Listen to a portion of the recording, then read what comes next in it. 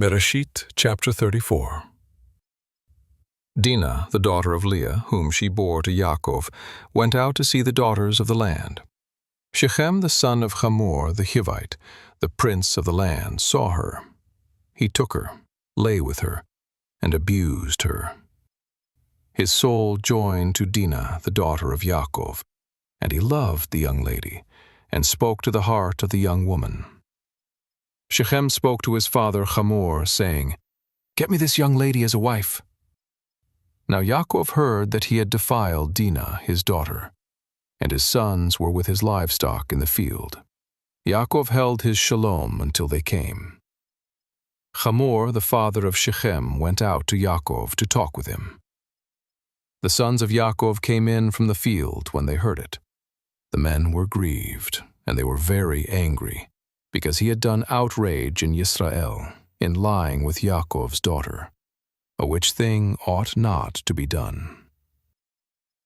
Hamor talked with them, saying, "The soul of my son Shechem longs for your daughter. Please give her to him as a wife.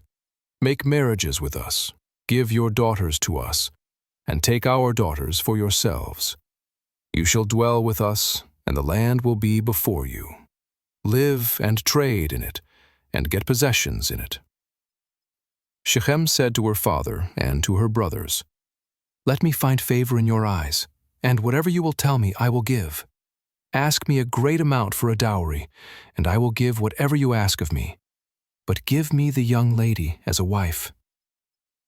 The sons of Yaakov answered Shechem and Hamor his father with deceit, and spoke, because he had defiled Dinah their sister, and said to them, "We can't do this thing, to give our sister to one who is uncircumcised, for that is a reproach to us.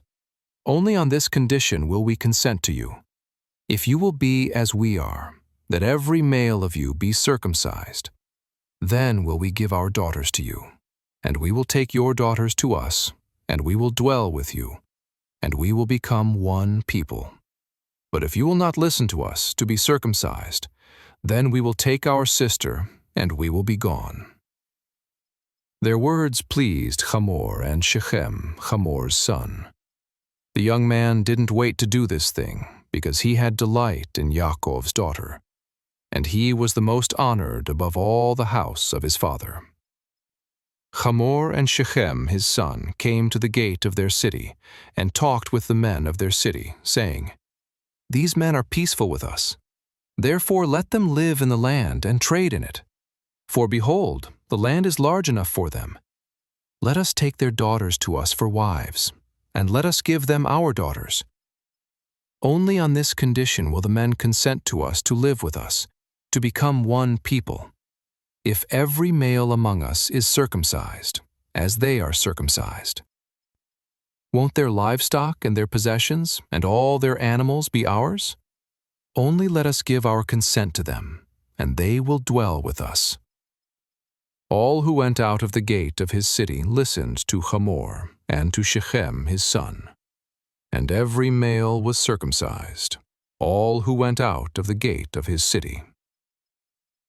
It happened on the third day, when they were sore, that two of Yaakov's sons, Shimon and Levi, Dinah's brothers, each took his sword, came upon the unsuspecting city, and killed all the males.